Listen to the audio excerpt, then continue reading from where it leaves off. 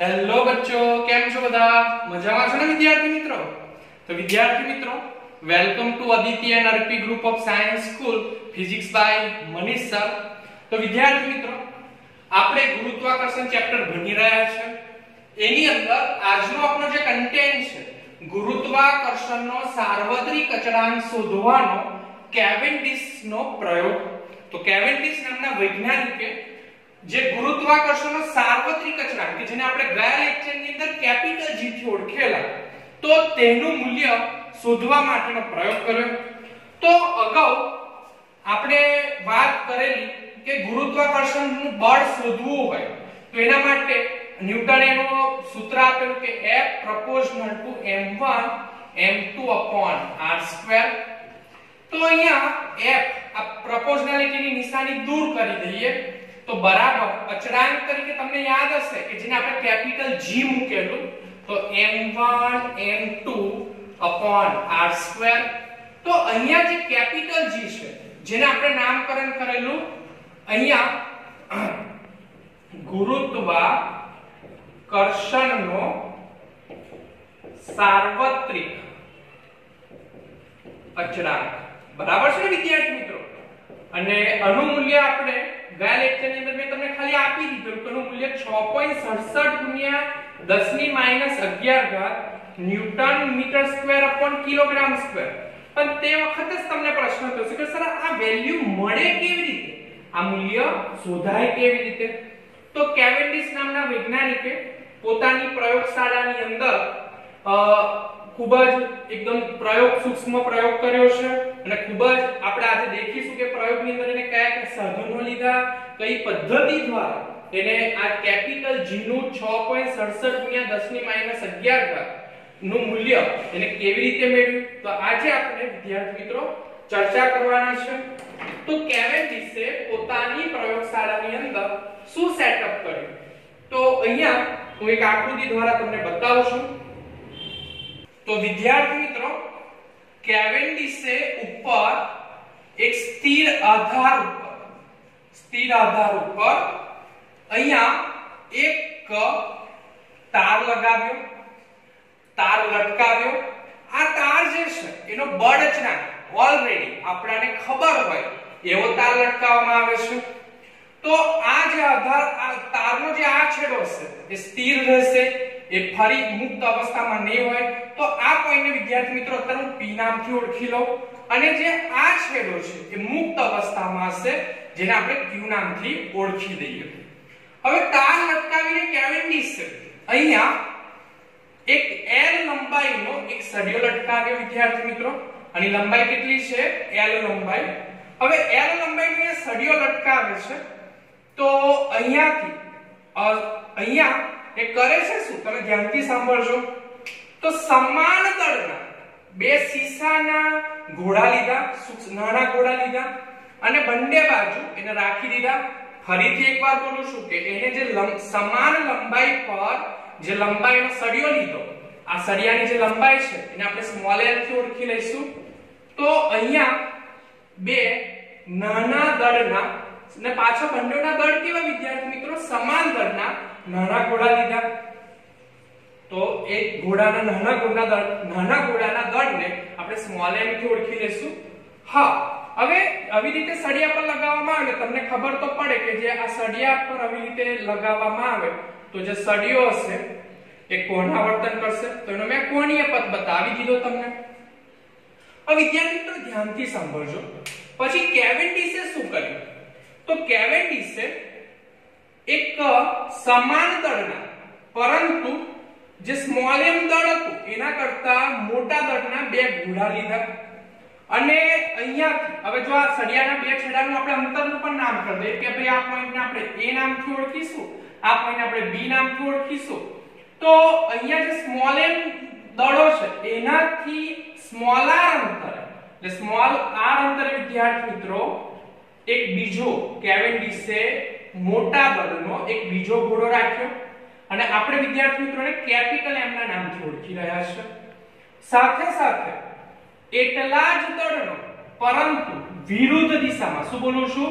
વિરુદ્ધ દિશામાં તેટલા જ અંતરે એટલે સ્મોલ r અંતરે જેટલું અંતર અહીંયા રાખ્યું છે એટલા જ અંતરે કેવેન્ડિશે એક બીજો ઘોડો રાખી દીધો અને જે આ ઘોડાનું દળ પણ કેપિટલ M છે. તમને ફરીથી બોલું છું કે અહીંયા જે બે મોટા દળના જે ઘોડા લીધા જેમનું મૂલ્ય વધે તો તેટલા જ મૂલ્યનો બીજો મોટો ઘોડો અહીંયા આપણે રાખીશું અને જેનું અંતર છે વિદ્યાર્થી મિત્રો એ અંતર સમાન રહેશે.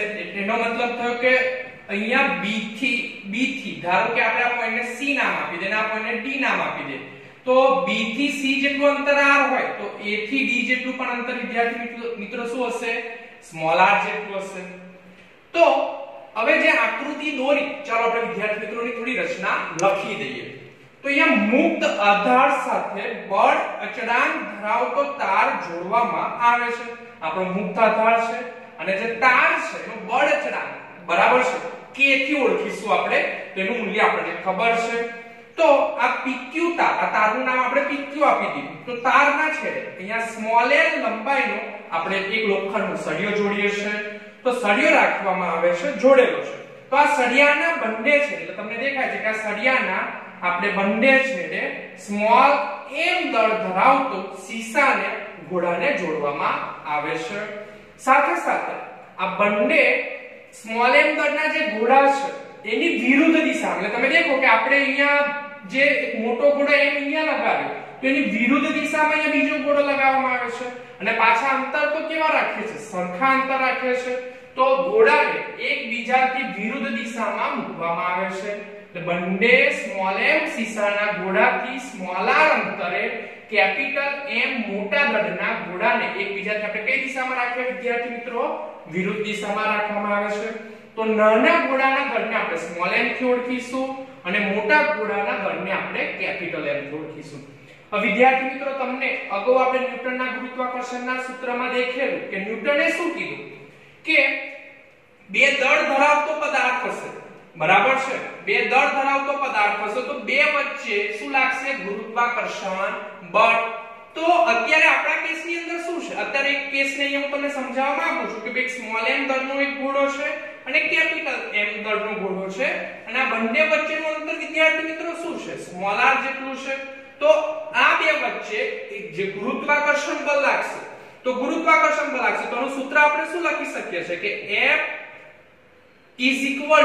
શું લખીશું આપણે G. આપણું મેઈન સૂત્ર m1 m2 r² હતું પણ આપણે મેં કીધેલું તે વખત પણ કે m1 m2 એ પદાર્થના નામ પર ડિપેન્ડ છે. અત્યારે આપણા પદાર્થનું નામ શું છે સ્મોલ m અને કેપિટલ M. તો સ્મોલ m કેપિટલ M અને બે વચ્ચે અંતરનો વર્ગ નો વ્યસ્ત પ્રમાણ એટલે G small m capital M r². હવે વિદ્યાર્થી મિત્રો હવે ખૂબ જ ધ્યાનથી દેખો ગયા વિડિયો લેક્ચરની અંદર પણ મેં કીધેલું કે જેનું દળ ઓછું હોય એ દળ જેનું દળ વધારે હોય એના તરફ એટ્રેક્ટ થાય. એટલે અહીંયા હું ફરીથી તમને કહું કે આ પેન છે બરાબર છે આનું દળ ધારો કે સ્મોલ m છે અને આપણે પૃથ્વીને અર્થની વાત કરીએ તો એનું દળ ધારો કે કેપિટલ M હોય તો આ પેન અત્યારે કઈ દિશામાં ગઈ નીચેની દિશામાં ગઈ તો જવાનું રીઝન શું છે તો તમે કહેશો સર ગુરુત્વાકર્ષણ બળ લાગ્યું. કહેવાનું તાત્પર્ય એવું છે કે જેનું દળ ઓછું હોય એ વધારે દળ તરફ શું થશે એટ્રેક્ટ થશે.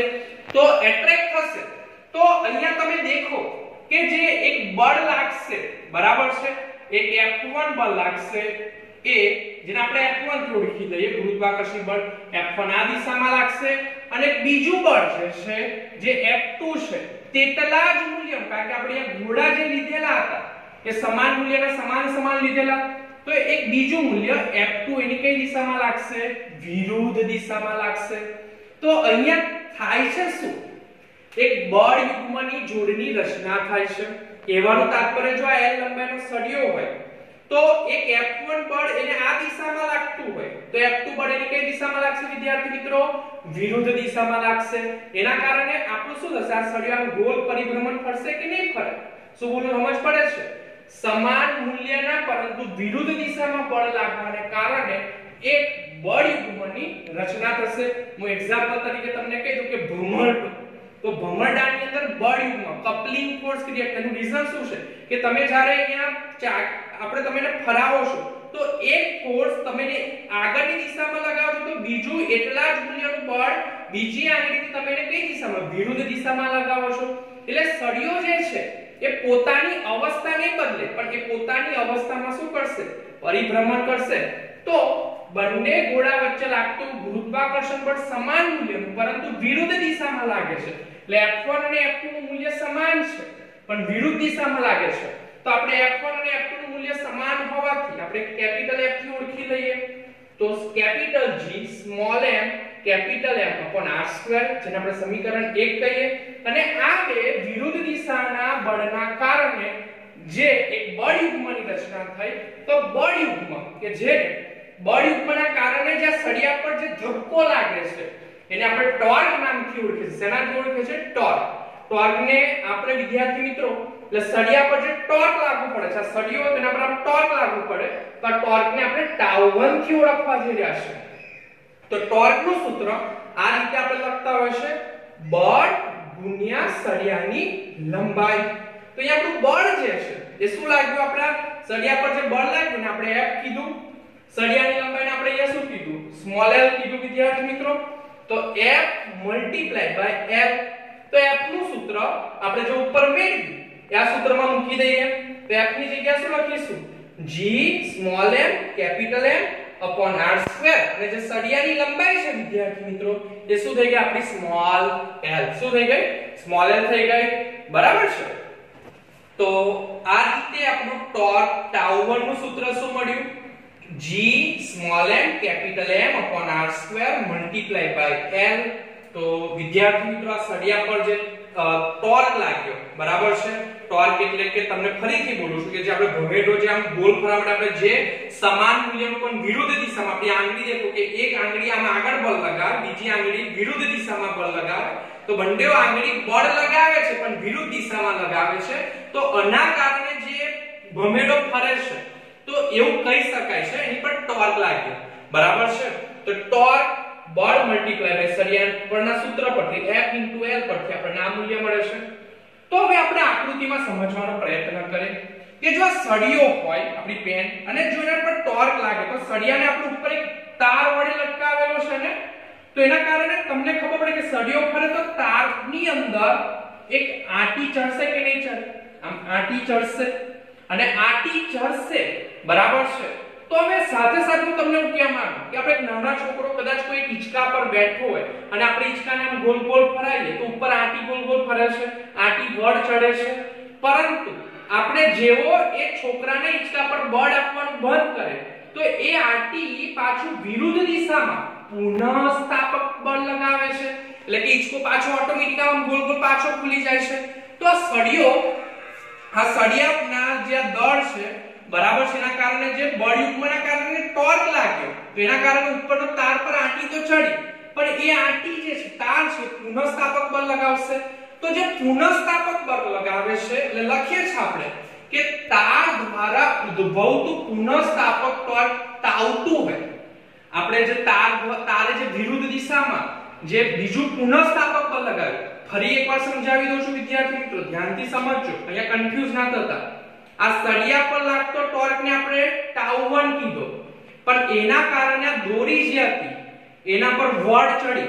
આ વળને કારણે વળ ચડી અને વળે વિરુદ્ધ દિશામાં એક પુનઃસ્થાપક ટોર્ક લગાવ્યો એટલે ટોર્ક ટાઉ1 આ દિશામાં અને એની વિરુદ્ધ દિશામાં બીજો એક ટોર્ક લાગે છે જે વળ લગાવે છે એનું સૂત્ર શું થશે કે થીટા તો જે થીટા છે એ કોણાવર્તન છે જે આપણી વળ ચડે તો એના કારણે જે દોરીનો જે ખૂણો બદલાય તો એ થીટા કોણાવર્તન કે એ તારનો બળચરાંક થશે હવે થોડા સમય પછી પુનઃસ્થાપક ટોર્ક લાગશે એના કારણે બંને ટોર્ક કે જે સળિયા પર લાગતો ટોર્ક અને દોરી દ્વારા ઉત્પન્ન થતો પુનઃસ્થાપક ટોર્ક થોડા સમય પછી વિદ્યાર્થી મિત્રો સંતુલન અવસ્થામાં આવશે તો સમતોલન સ્થિતિમાં સળિયાનો કોણાવર્તન કરવાનો નથી સળિયો હવે સ્થિર થઈ જશે તો એ વખતે બંને ટોર્ક સમતોલનમાં હોય એનો મતલબ શું થાય કે બંને સમાન મૂલ્યના થઈ જશે એટલે ટાઉ1 ટાઉ2 લખી શકીશું આપણે તો ટાઉ1 નું ઓલરેડી આપણે અહીંયા મૂલ્ય શોધ્યું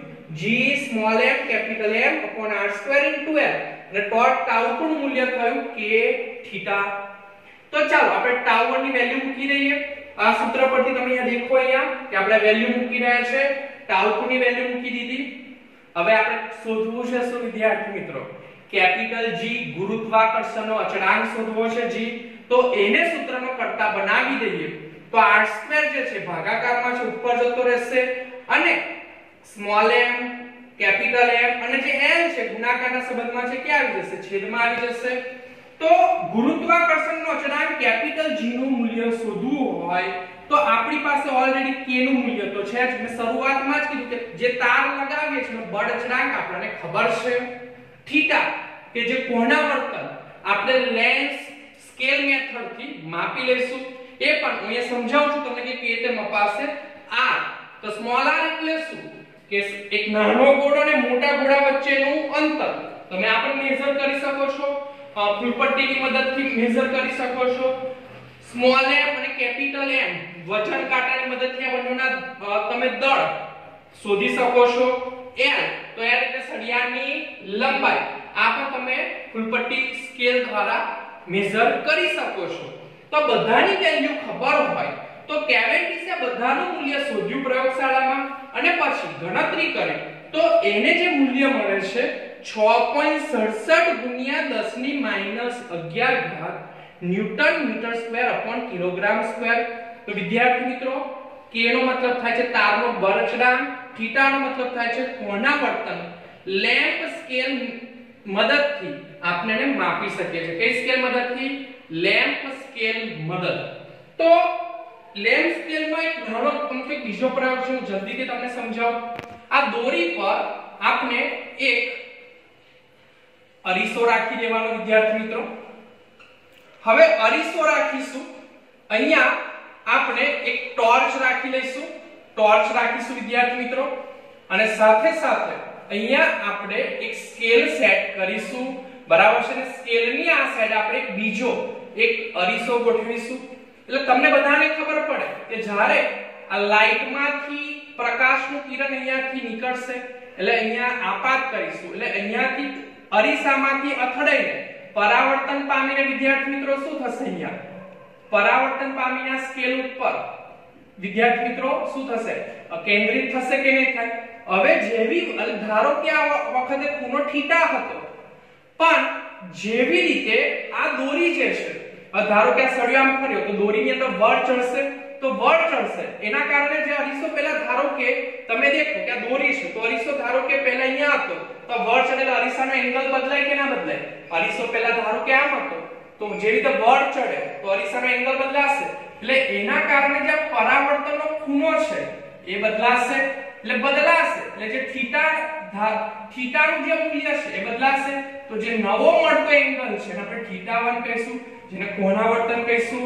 તો અહીંયા ઓલરેડી મેઝરિંગ વેલ્યુ હોય છે કે અહીંયા 0 ધારો કે 10 ડિગ્રી 20 ડિગ્રી 30 ડિગ્રી. તો ધારો કે પહેલા ખૂણો 30 ડિગ્રી હતો તો હવે ખૂણો કેટલો થઈ ગયો? 20 ડિગ્રી થઈ ગયો. તો વિદ્યાર્થી મિત્રો આ રીતે જે એંગલ માપવાની મેથડ છે એને આપણે લેમ્પ સ્કેલ મેથડ થી ઓળખતા હોય છે. કઈ મેથડ? લેમ્પ સ્કેલ મેથડ થી ઓળખતા હોય છે. તો આ રીતે આપણે થીટાનું વેલ્યુ મેઝર કરી લઈએ. તો ફરીથી એકવાર કે k તારનો બળ અચળાંક, થીટા એ કોણાવર્તન માપવા માટે લેમ્પ સ્કેલ મેથડની મદદથી માપાય. r એટલે કે આપણે અહીંયા આકૃતિમાં ફરી દેખીએ કે નાના દળનો ગોળો અને કેપિટલ M એટલે કે મોટા દળનો ગોળા બે વચ્ચેનું અંતર. પછી વિદ્યાર્થી મિત્રો L એટલે કે સળિયાની લંબાઈ. તો આ રીતે કેવેન્ડિશે પોતાને પ્રયોગશાળાની અંદર આપણું ગુરુત્વાકર્ષણ અચળાંકનું મૂલ્ય 6.67 ગુણ્યા 10 ની -11 ઘાત newton metre square upon kilogram square નું મૂલ્ય શોધ્યું વિદ્યાર્થી મિત્રો. તો આ સાથે મારો વિડિયો લેક્ચર પૂરો કરું છું. જય હિન્દ, જય ભારત, નમસ્કાર.